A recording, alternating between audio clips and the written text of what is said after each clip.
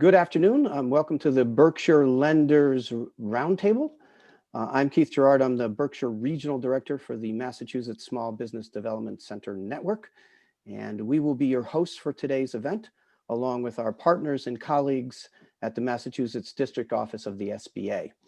We have two presentations prepared for you today. The first is on an update on the PPP, the Paycheck Protection Program, and the second is on who might be your next customers. So both presentations will take approximately 45 minutes, and after which we will have a short Q&A, question and answer. So please post your questions in the chat window, and we will review those questions at the end of both presentations. A note, this is a recorded event, and a reminder, please mute your microphone when you're not speaking so we can give our full attention to our presenters. Okay, so let's begin. I am very pleased to introduce our first speaker, which is Bob Nelson, who is the District Director for the Massachusetts District Office of the SBA. Welcome, Bob. Hey, good afternoon, everyone. And today is a great day, not only because it's my birthday, but it's National Entrepreneurs Day. So I like how they plan that, but it's wonderful to be with the folks up in Berkshire.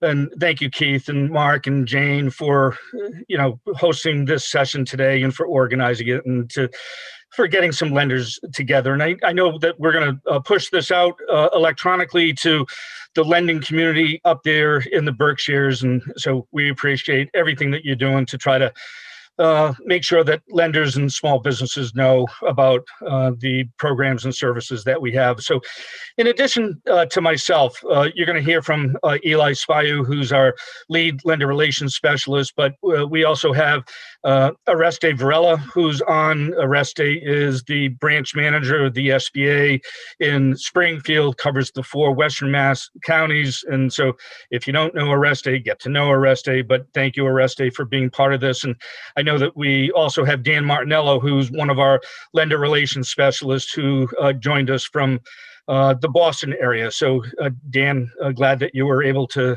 join. So what I figured I would start off by talking about is, the tremendous activity that we saw here in Massachusetts with our recovery programs. And so if you think of it, PPP, it ended on August 8th. In Massachusetts, we did over 118,000 loans for $14.3 billion. Just absolutely amazing. And for EIDL loans here in Massachusetts, over 60,000, over $3.4 billion. Again, tremendous activity to try to help our small businesses to survive this crisis that we're all experiencing. But the EIDL advances, 100,000 of those for $311 million. When you combine it all together, over 275,000 approvals for over $18 billion. And it really is amazing when you think of it, so that's just in Massachusetts, but the national stats equally as historic. And, what SBA has shared is that we did more recovery loans this year than in the combined 67-year history of the SBA.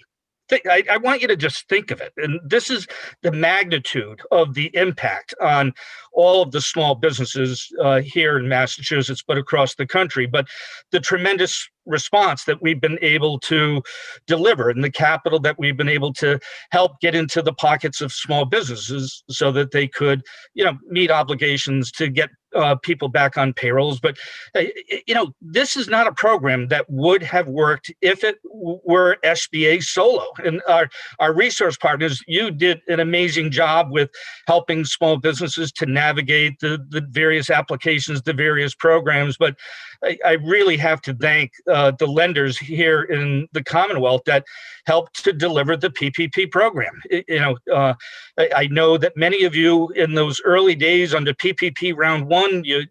Some of you work 24/7 in order to try to push those applications through and to get the SBA loan numbers.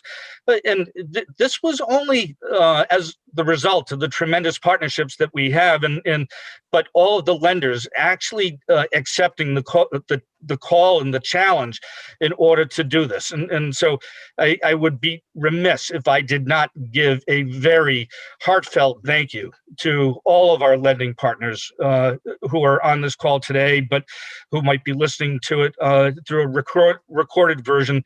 It really is just a tremendous response. And we all know that there's proposals that are down in DC with Congress as far as the next stimulus, and we need to wait and see what we're going to get and when it's going to come. But, there's proposals as far as the possibility of an extension of the CARES Act payments, where SBA made the principal and interest payments on existing and new SBA loans. There's talk about a new round of PPP funding, where businesses would be able to get a second PPP or an increase to a PPP.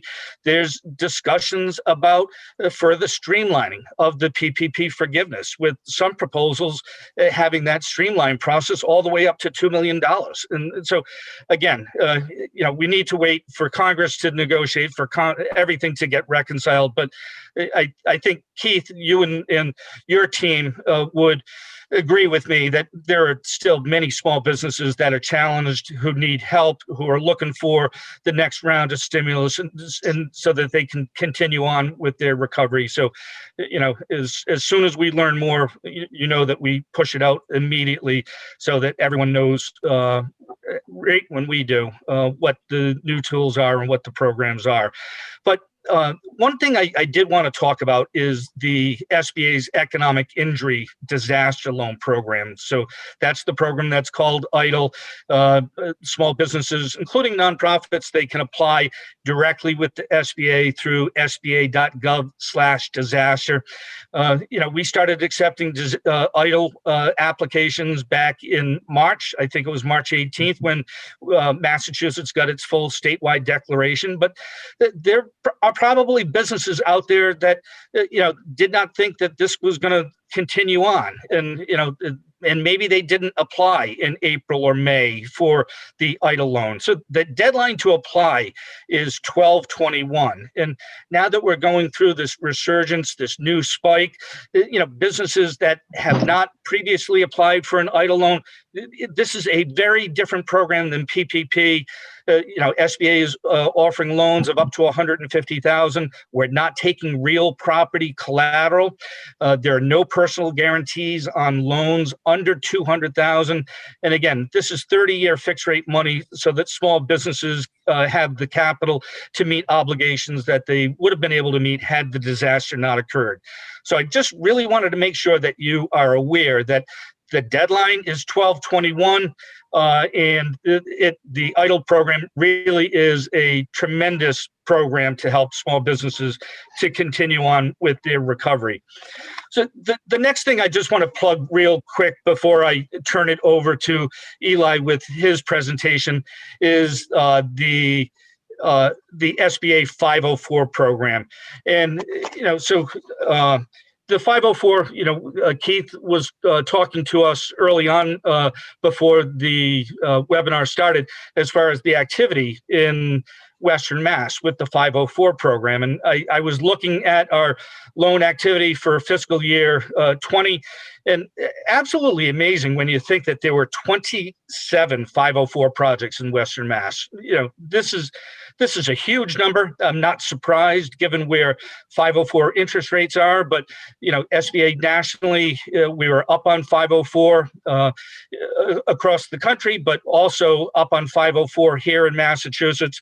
But when you think of the interest rates on the 504 program, SBA just recently announced reduced interest rates on the 504, and the 25-year fixed rate interest rate, 2.399%. This is a fully amortizing 25-year deal, with the small business typically only having to come up with 10% cash down payment. But the other part of the 504 program is there is a refinance option and a cash out option. So, Keith and Mark, as you're working with small businesses, if they have equity in their owner occupied commercial real estate and a refinance makes sense, a 504 refi with a cash out option, when you're talking about locking in interest rates at historic lows, it really is a program that can't be beat. But again, here in Massachusetts, we have a wonderful team across the state. Last year, with our regular loan programs, 113 different lenders participated to help deliver, around $450 million in round numbers. But, when you look back to PPP, we had over 500 different lenders from across the country, including lenders here in Massachusetts, participate in that program and help deliver significant dollars. So, one of the messages that we continue to push out to folks, it's one of the benefits of the COVID environment that we're all in, is that we're able to connect virtually. Our resource partners are counseling and mentoring through virtual environments, and it actually makes it easier for small businesses to connect with business advisors and to get advice free of charge and confidential. And so for Keith, you and your team, I just thank you for being partners of the SBA and what you're doing to help the business community. What we've been saying is you're not alone in this journey. We're all in this. We know it, and it's cliche, but it's true. It is so true. And our small businesses, they're the fabric of our community, and we need to do what we can to try to help those businesses to survive and recover. And so I'll turn it over to Eli at this point. So Eli is as I mentioned earlier, Eli is our lead lender relations specialist. We have a lender relations team of three with Eli leading the charge. And Eli is a tremendous resource, as is Carlos Hernandez and Dan Martinello. But don't forget Oreste Varela. And all of us, while we're all working remotely and virtually, you can contact any of us. Our office phones are being forwarded to our cell phones. You all know how to get me by cell phone, by email. Don't be shy about reaching out to any of us if we can help you to solve issues, to answer questions. We're here as a resource for all of you. So, Eli, I'll turn it over to you, but thank you for the opportunity. All righty, Bob. Well, thank you for the intro. I think it's great to see so many familiar faces, and Keith, thanks for putting this event together. It's great to have a small group because I think we can make this a little more interactive. If any questions, I know Keith wants the questions to be at the end, but if anybody's got any pressing questions that need to be answered as we go through the slides, we'll definitely do that. But this presentation is designed to go over primarily, right, the highlights of the program, but most importantly, those exemptions and safe harbors. Those are the things that when we speak with small businesses, when they call our district office, those are the things that they don't know about, right? So quickly, everybody knows about the 60% payroll, requirement on this PPP loans, and again, this is a forgiveness-driven presentation. Some of you may have heard me give this presentation once before, but like I said, I'm going to keep it brief and I'm going to keep it focused on those exemptions and safe harbors, right? So how to help the small businesses who are thinking that they could get, their forgiveness reduced because of not knowing exactly how everything works. So there are, three considerations for everyone to keep in mind. First and foremost, that's 60% requirement on payroll costs. The second one is a salary and wage reduction. If the hourly wages and salary levels have been reduced during the covered period by greater than 20%. Okay, and then the other requirement from the CARES Act, which again, all of these requirements are from the CARES Act. They're driven by statute. There is no, There is absolutely no flexibility there. Now, with that said, there is plenty of flexibility as far as the program itself goes, and we're going to be talking about that as well. And as a matter of fact, everything comes from the Flexibility Act, which was signed into law back on June 5th. But borrowers have to maintain the average number of FTEs, and to some folks this came as a surprise because there was no talk of average FTEs or a defined FTE level when the PPP applications were put in place. However, as of April 14th, the agency came out with guidance which made a lot of things a lot clearer than what they were the first 2 weeks the PPP program was available. And you all remember it, between April 3rd and April 14th when the money ran out, it was a nut house, right? It was a roller coaster ride with new guidance being issued on daily basis. So as far as eligible costs, the one thing you want to keep in mind on payroll and non-payroll, on payroll, I've got a full slide, it's pretty self-explanatory, but for non-payroll costs, everything should have been in place, right? So lease agreements, mortgages, and utility, services should have been in place on or before February 15th of 2020. That's the one big requirement with non-payroll costs. As far as payroll costs go, I'm pretty sure everyone's pretty familiar with this by now, at least the lenders are. And this slide really does a really good job at going over those, what's included in payroll costs and so on and so forth. One question we do get from lenders often is, are any of the taxes, FICA taxes, included on forgiveness? And the answer is no.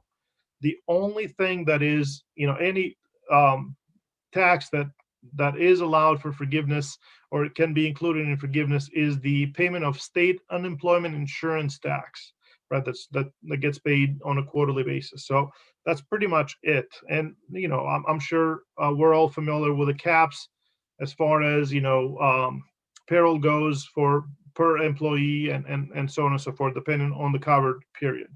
So again, we're going to try to keep this presentation to the 45-minute time frame that we've committed to. But payroll considerations, in addition to to the slide prior that goes over in detail as to what's included and what's not, to be eligible for forgiveness, payroll costs have to be either incurred or paid during the covered period or the alternative covered period. So again, the alternative covered period does not add more time. It simply allows for administrative conveniences. So it's still either the 56-day window or the 168-day window. But another consideration here is you've got payroll costs that were incurred before the start of the covered period or the alternative covered period, but they were paid during the covered period, right? So that's also eligible for forgiveness. If you've got payroll costs that were incurred during the covered period, right, but paid on or before the next regular payroll date and after the end of the covered period, that's also eligible. So those are the only three payroll costs that can be, included into the forgiveness calculation. So non-payroll costs, as I mentioned, the one big requirement here is that those services should have been in place on or prior to February 15th. So that's the one magic date, in addition to December 31st of 2020 being the safe harbor date. The rest is pretty self-explanatory here. I do have on this next slide something that's pretty important, a question we get here often. So can a borrower submit for forgiveness before the end of the covered period? The answer is yes, right? So as you see on the 3508 EZ or the 3508 standard form, the covered period is required to be entered on the application, and the portal requires either the 56-day period or the 168-day period. So yes, borrowers can submit for forgiveness prior to the end of the covered period, right? The full 24 weeks or 8 weeks. But again, once they have used up all the funds in accordance to the CARES Act. But the one thing to keep in mind here is if the hourly wage or salary, annual salary reduction of more than 25% is applicable to, right, for the full covered period. So I'll take an example. You've got, let's say, a borrower with 10 employees. One of the 10 employees had a reduction on their hourly wages. So their weekly check was for $1,000. He dropped to $700, which is more than 25%. So now you have to account for it. Now, if your borrower submitted for forgiveness on week 12 instead of 24, right? And they're accounting that $300 difference, the $1,000 that the wages were pre-pandemic to $700 a week during the covered period. That's a $300 difference times 12 weeks of a covered period is what they most likely would account for. The CARES Act is pretty explicit about this.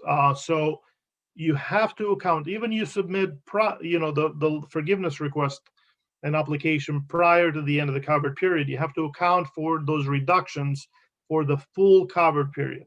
So you have to account for 24 weeks times the $300 difference. Okay, so that is something that we are seeing on applications as not being filled out properly.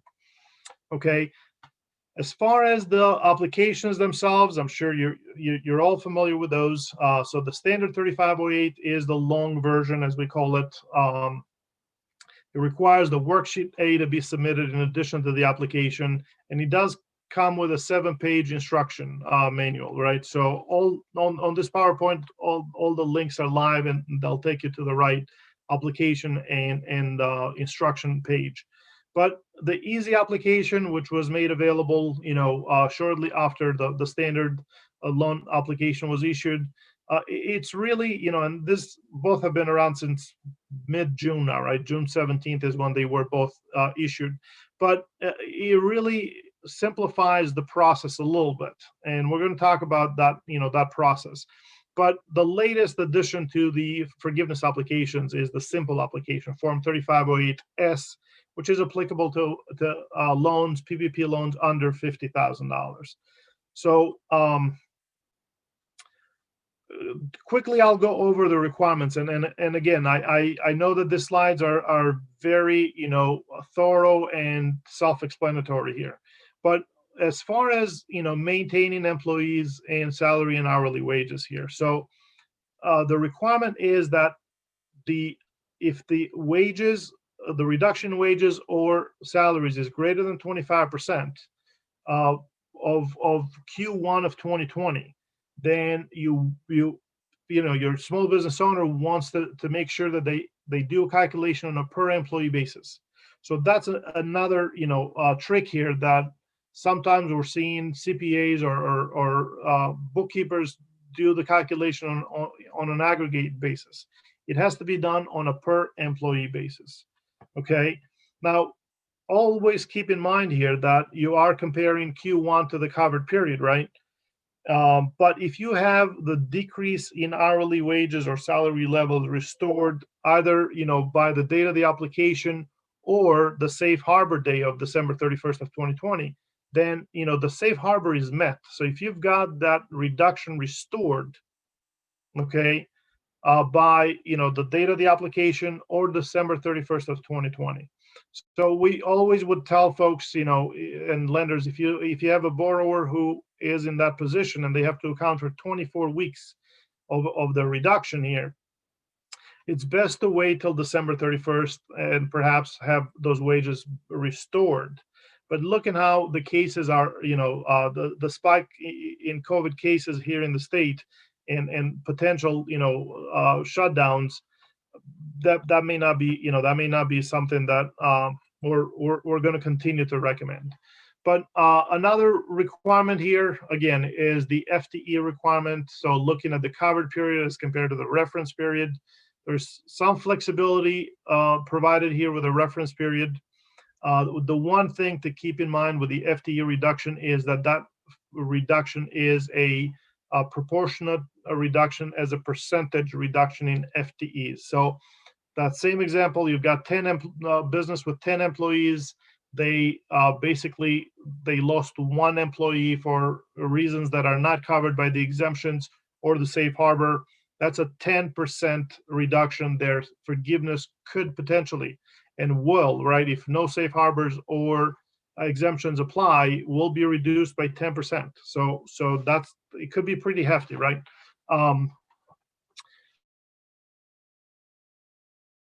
And then the flexibility provided here again is that you can count a part-timer as a half full-time equivalent. So if you've got a business who has, let's say, 6 employees in total, 2 are full-time and 4 are 10-hour part-timers, if you use the 0.5, the half FTE equivalent for the part-timers, you end up with 4 employees, right? 4 FTEs, that is.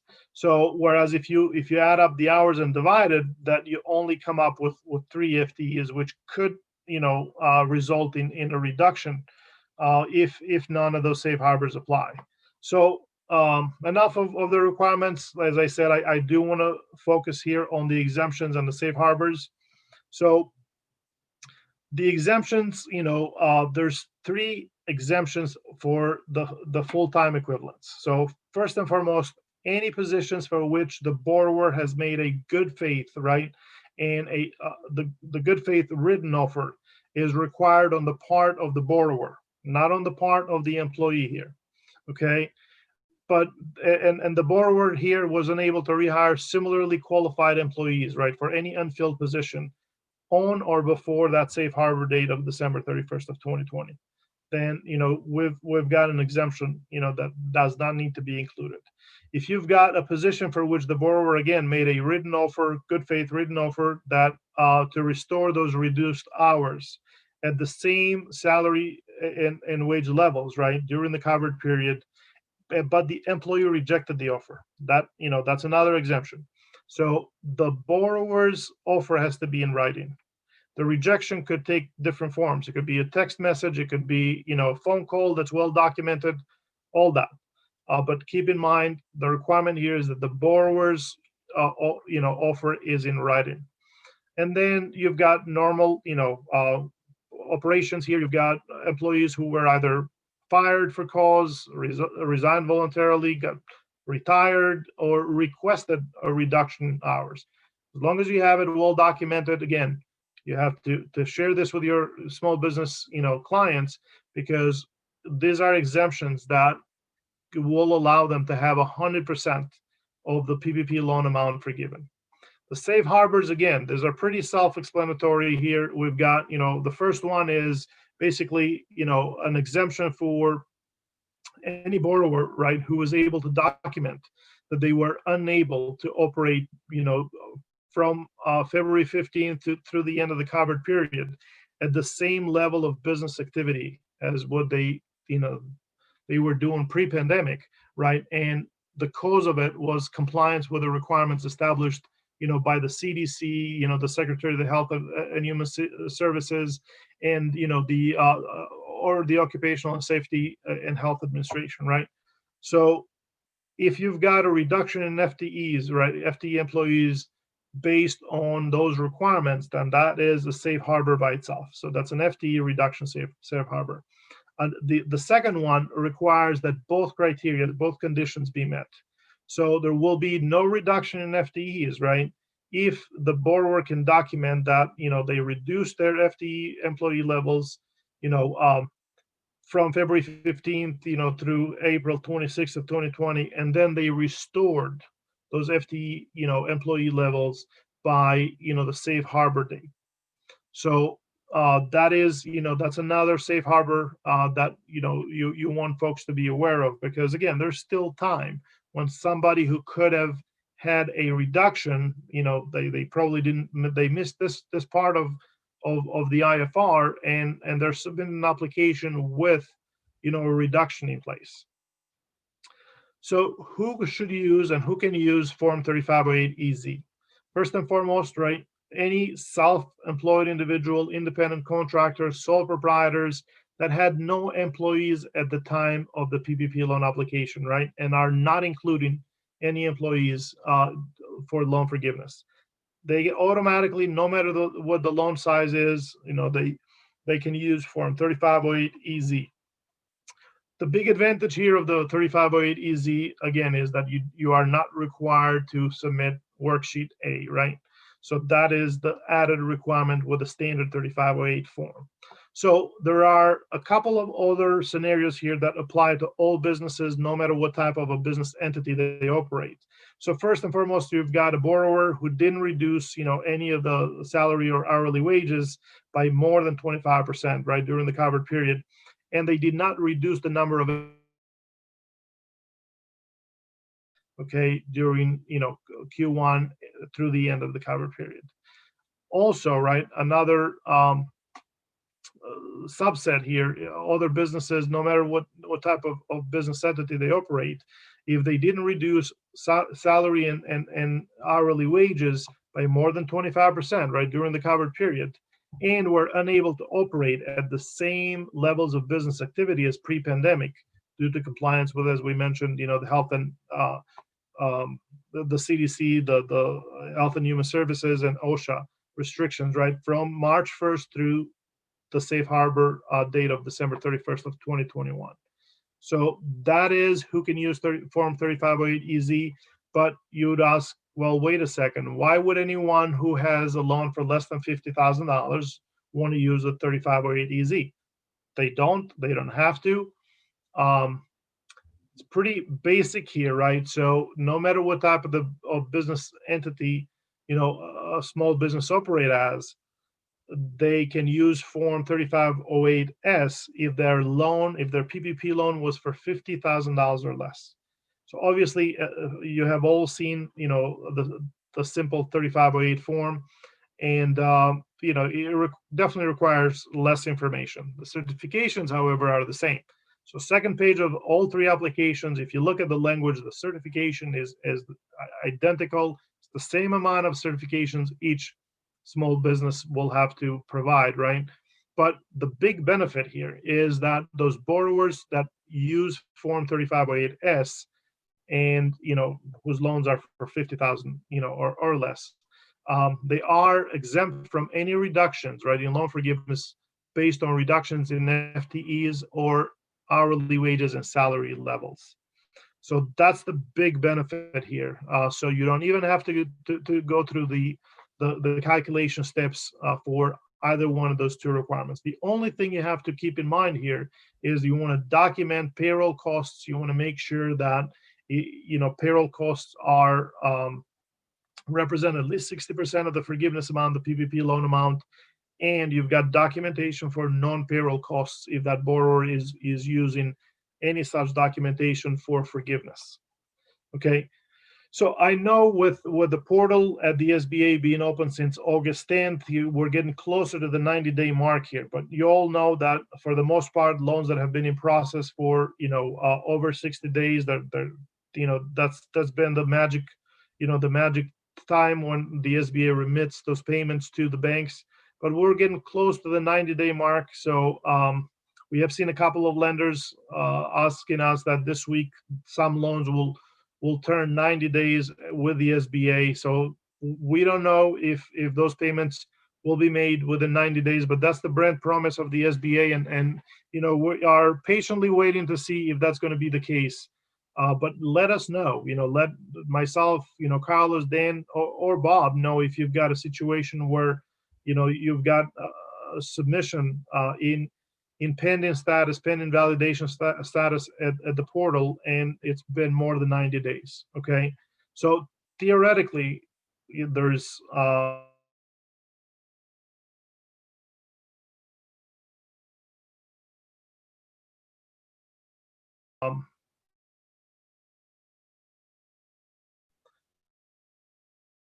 you have to that the decision is with a lender. So you make the decision and remit it to the SBA. Ultimately, as you have seen it, the decision really rests with the SBA, especially for those loans that are in review status. But keep in mind, for the most part, we have not seen any decisions that lenders have submitted be overturned unless there was good cause for it. So documentation requirements, we're almost there. So pretty basic here, pretty self-explanatory.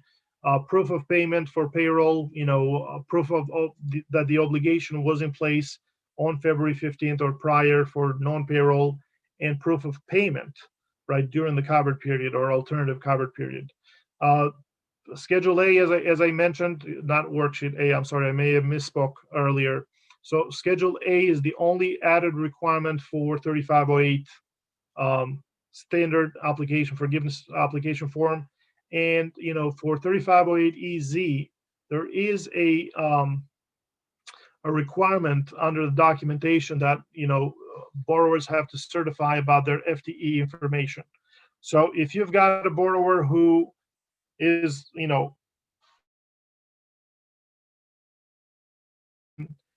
they qualify for the S form and you have not submitted it, I would ask that you send the simple version of the application form to the borrower, have them fill out a S version of the 3508 and withdraw the EZ from your portal if that's if that's possible.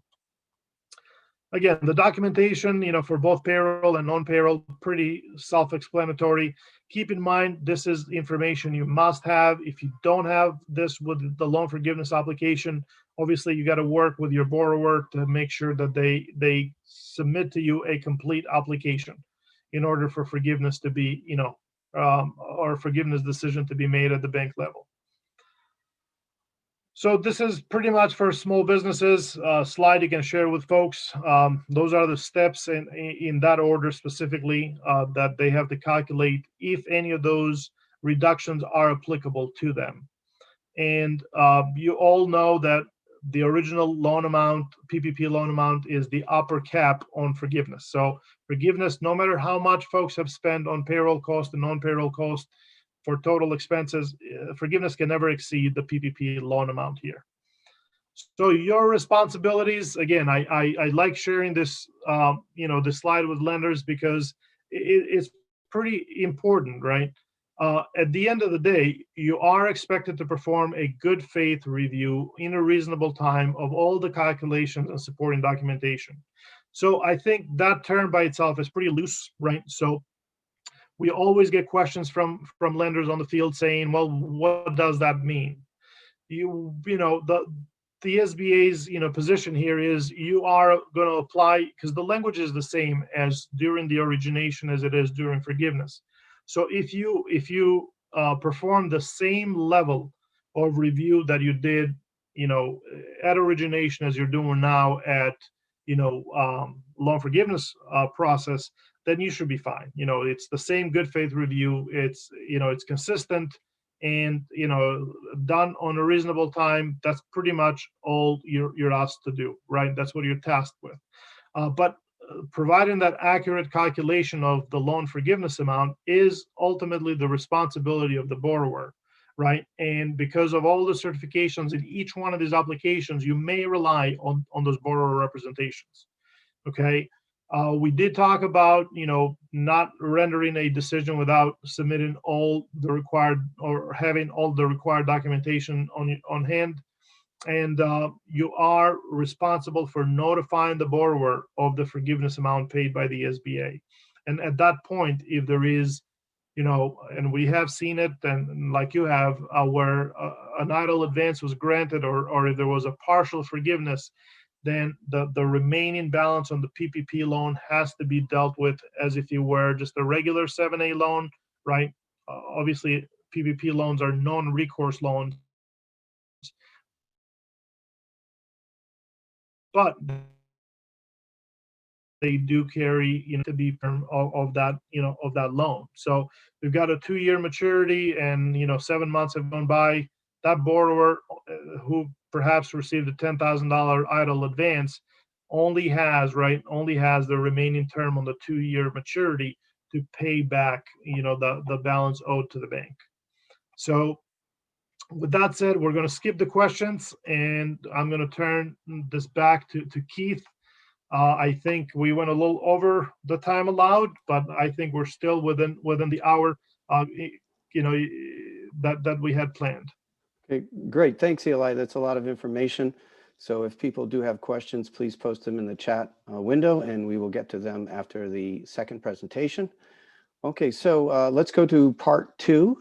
I'm very pleased to introduce Mark Avnet, who is a senior business advisor for our Berkshire office, who will be talking to us a little bit about who, from a banking perspective, who might be your next customer. Mark? Hi, everyone. I just want to share the screen here, which hopefully you're seeing. As Keith said, my name is Mark Avnet, and we're going to talk about where your next customers are coming from, and they may not actually be who you think that they are. Helping entrepreneurs and small businesses, it's all of our jobs, although we each focus on different parts. Helping people with an idea to develop that idea into a viable business, or helping people have a viable business to grow it, or helping people pivot in disruptive times. And all the people on this call are critical to this. And the key to success is often smart funding at the right time. We want more people to have increased access to critical financial and funding tools, so we work to find and develop more clients and more customers. Let's talk about who our next clients and customers are. Now, we know these kids, right? A bunch of millennials, self-centered, snowflakes, entitled, always online. Very smart, though, and a lot of buying power. And we've been getting ready for them in our businesses for the last 15 years or so. But here's the problem. The kids in this picture, they aren't millennials.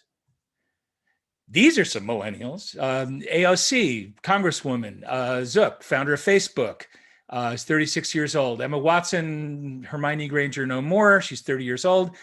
Jason Rosario is a C-suite executive at a global ad agency. Many of us think of millennials as being 18 through 24. But remember, when we give a generation a name, they keep getting older anyway. In fact, millennials are actually getting up towards 40 years old now. So here's the point. Millennials aren't your next customers. They're already your customers. To put the different generations in a cultural context, when you think about boomers, you can think of Bill Murray, who's 70, which totally freaks me out. Kelly Ripa is a good example of Gen X. She's 50. Lena Dunham is a millennial at 34. Jaden Smith, Gen Z, he's 22. So these guys, not millennials. These are Gen Z. They're born after 1997. They're 15 through 25 years old, and they are our next clients and next customers. And what's important about that, why they matter, is that they're over 25% of the US population and over 40% of US consumers. They represent $44 billion worth of annual spending power, and they influence $600 billion of family spending. That's a bunch of change.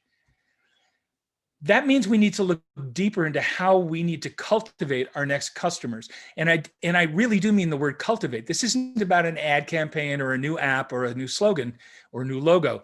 This is about a shift in the kinds of things that we offer in addition to the financial services that our lenders and the SBA offer here.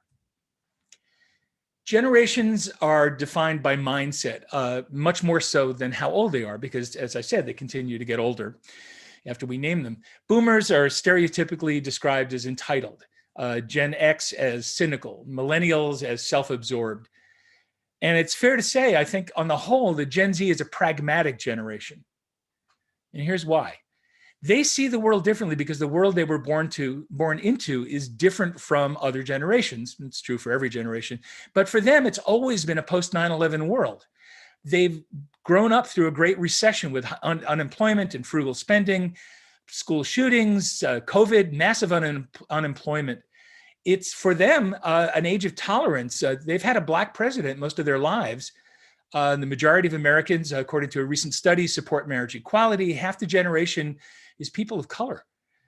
Family composition is different than what many other generations have experienced. Older siblings are living at home. Grandparents live in the home. Everyone's in the home now because of lockdown of various kinds. And technology that for many of us was really disruptive is second nature to them. Facebook, Twitter, iPads, mobile explosion, all of these things happened within their lifetime. So their view of the world is different. And even more importantly, Their financially formative years have been disrupted by this thing, by a global pandemic. So just when they should be starting to feel stable, everything's changed. The rug got pulled out. What that means is that stuff has helped shape who Gen Z is. And they tend to be doers, not dreamers, very practical, very pragmatic. They tend to be action oriented. They want to improve themselves. Authenticity is more important than perfection. If you look at the picture in the upper right here of the prom couple there, they're doing all the right stuff. They're going out for a date at a Subway sandwich shop. They want genuine interactions with a real preference for realism. The movies and books and media that they choose tends to have more of a realistic view than a romantic or magical realism view. A lot of people make fun of generations as having a short attention span, 8 seconds, shorter than a goldfish's attention span. Not really true, but they're very good at assessing the value of information put in front of them quickly. And what makes that easier for them is that they prefer images over text.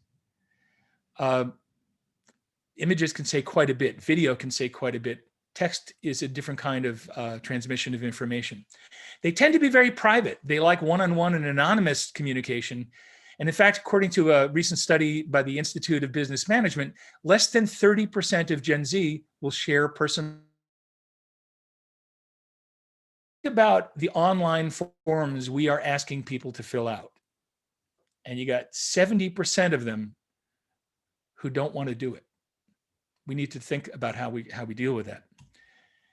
You may think Google is the most visited website in the world, and it is, you're right.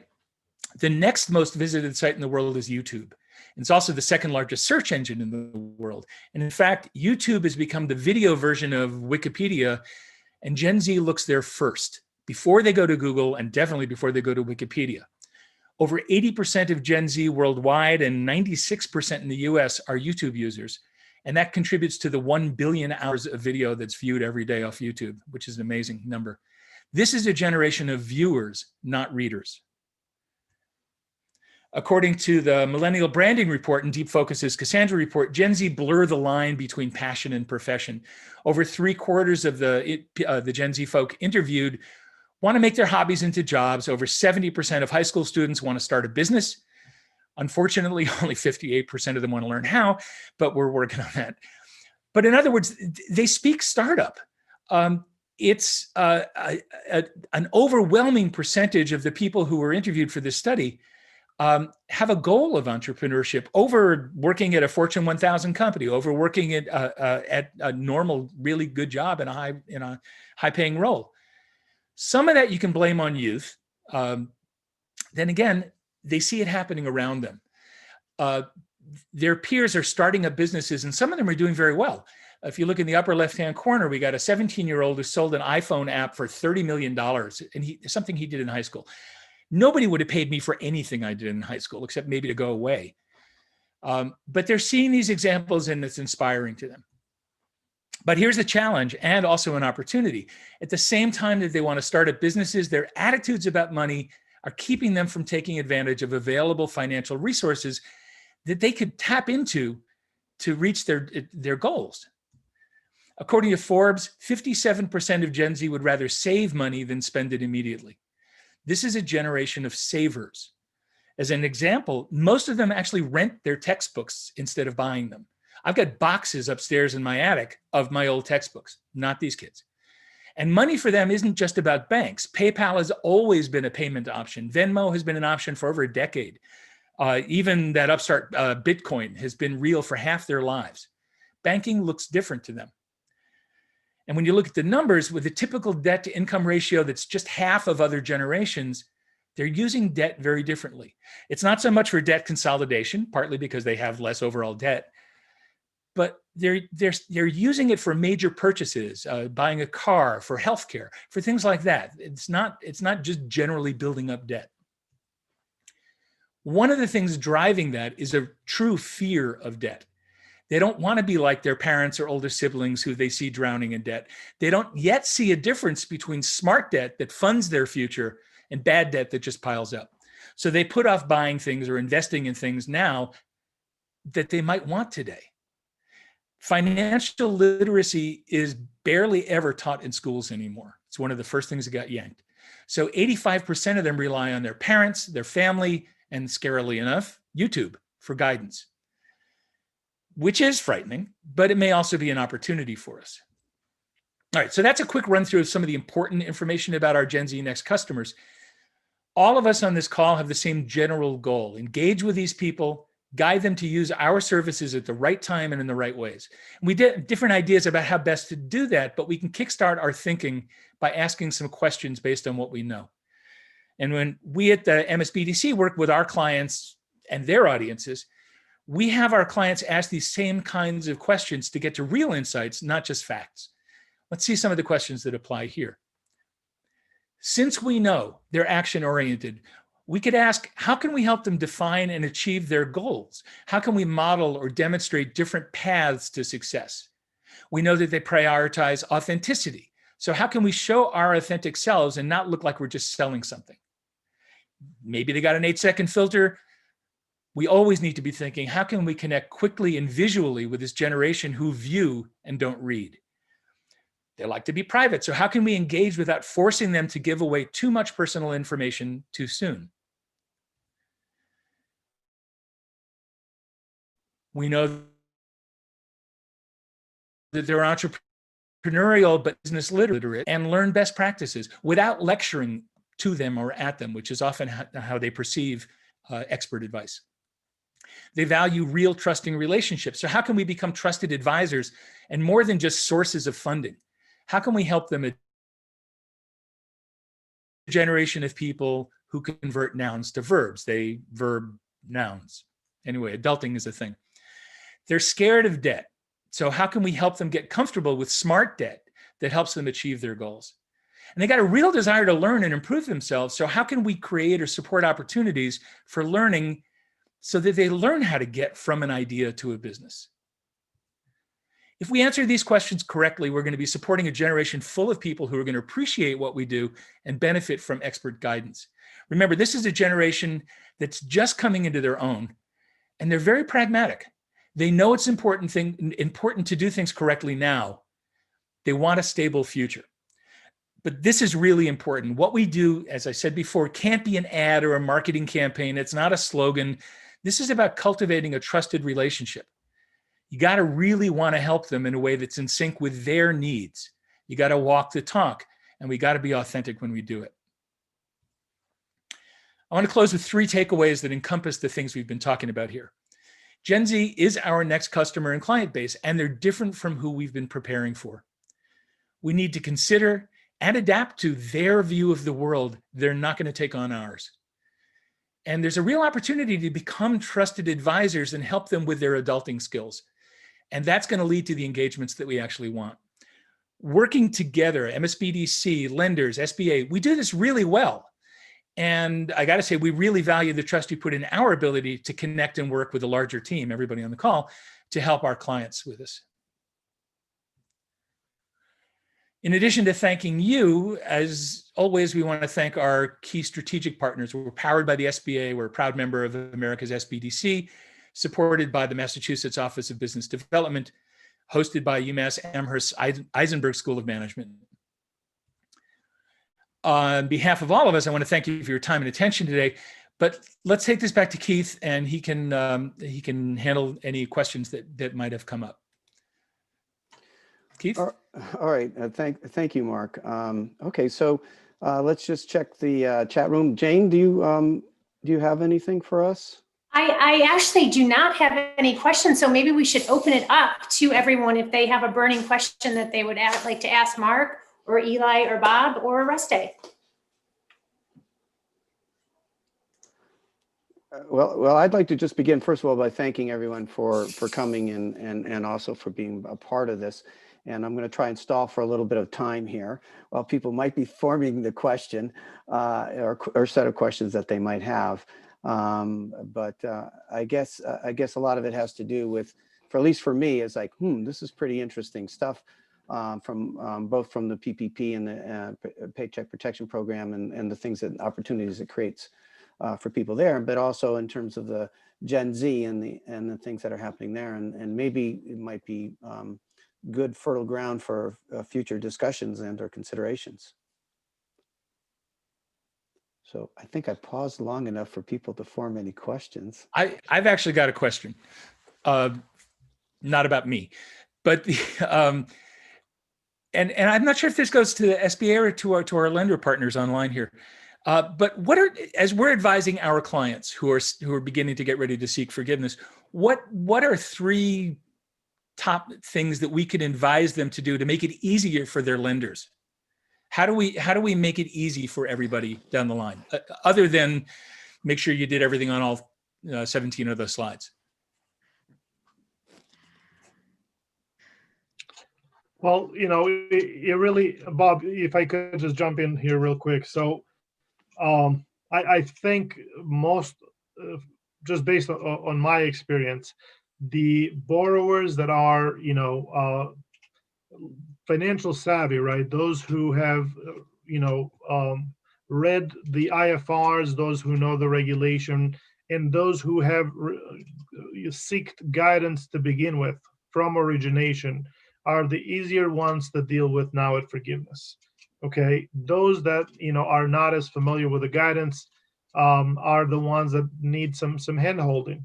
So to be, in all honesty, I think that it makes a lot of sense for lenders to share a lot of this data that we provided, and to make sure that they send some of the small businesses, the ones that don't have the ADPs and the payroll providers who can help them, or a CPA on staff, right, to send them to the SBDC, to our other resource partners, SCORE and CWE, so they can help them put this application together, gather all the documents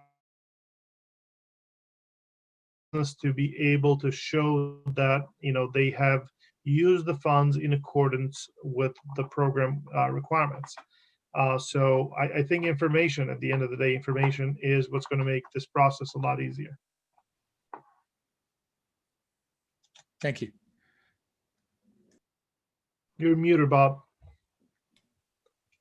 Yeah, so the other thing that I would just add is that small businesses with the PPP is they have 10 months after the end of their covered period where they don't have to make any payments of principal or interest. So, there are businesses whose covered periods are not coming up until, a couple weeks, and the maximum covered period is 12/31 of this year. So, for small businesses, I don't want them to have any anxiety about this, and they have lots of time where they don't have to make any payments on these loans. And so I think that is really important because you heard me mention in the beginning that there might be additional streamlining of the PPP forgiveness process. And again, that's speculation on my part. We don't know what is going to happen, but they have a full 10 months after the end of their covered period where there are no payments of principal and interest. So there's a significant amount of time where they can just see what happens with this crisis and with this pandemic, see what other tools come out, what other flexibilities there might be, permanent period. So, there's a lot of time where small businesses don't have to be worrying about making the next payment. So I think that's really an important message. Great. Great. Thank you, Bob. Appreciate your comments. I'm wondering if there's any more questions or comments that people would like to make. I have a question from Mark, if I could. Sure. Mark, excellent presentation, obviously by Eli, as always on the PPP, but also on our next customer, Mark. So banks and community banks especially have been focused on having all the tools that the larger banks have, so that customers aren't at a disadvantage to do business with us. If we can deliver things electronically, e-signature, online banking, mobile deposit, the list goes on. But what you just said is that that's not necessarily important to Gen Z. And I'm just wondering if you see our focus changing because they're going to represent such a large percentage of the market. will our focus shift back to more of a personal touch? And is what we've been focusing on really, going to pay dividends for us? I think the answer to both parts of that question is yes. All of the stuff that you've been doing, they expect. We want to do everything online. They've grown up that way. They're not used to paper forms. They want the convenience of that. What's interesting is it didn't make it into the presentation, but as I was doing research, one of the things that kept coming out was, prior to the pandemic, they really like going to branches where they can develop a relationship with human beings. They would prefer to walk inside and get money than use an ATM. So I know that a lot of the branches, we got ATMs everywhere. That's great and it's very convenient. But in addition to that, because they expect that, it's table stakes, they also want to develop real relationships, authentic relationships with people. So I think the idea of thinking of how you can bring that personal touch back in. I mentioned adulting skills, and these are people who I finally opened a checking account, #adulting. For them, it's pride in just doing something that they've seen older people do. It's like, I cleaned my room, adulting. Where we can help them through transitions is always going to make it easier for them to decide, you're the brand, you're my friend, you're my advisor. So I think spending the time looking at the struggles that they're going through and figuring out how to respond to some of those. But again, more so than their older siblings, than the millennials, many of whom are working in your banks,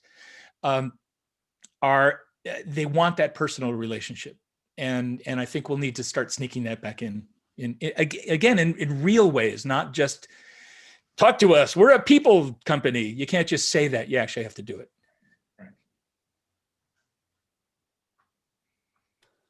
Well, great. Thanks, Mark. I want to be mindful of the time. We're a few minutes past 3 o'clock. Is there one more burning question or comment that people might have?